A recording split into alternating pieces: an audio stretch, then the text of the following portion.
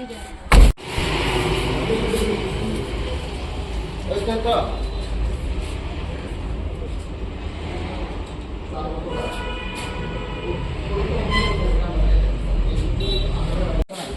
নাই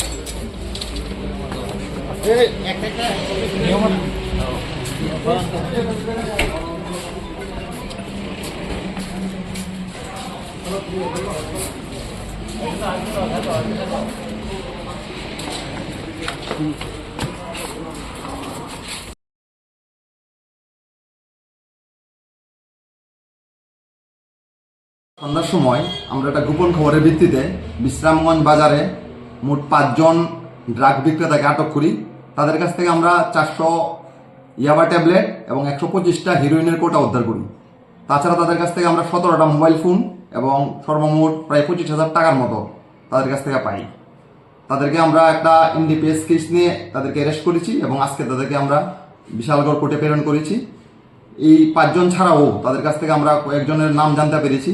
তাদেরকে আমরা অ্যারেস্ট করার জন্য আমরা চেষ্টা চালিয়ে যাচ্ছি। স্যার, যে কোটি জিনিস আটক করেছেন সেটির বাজার মূল্য কত হতে পারে আনুমানিক? বাজার মূল্য আনুমানিক 1 লাখ টাকার মতো হতে পারে। আগামী দিনে আপনাদের এই প্রচেষ্টা জারি থাকবে।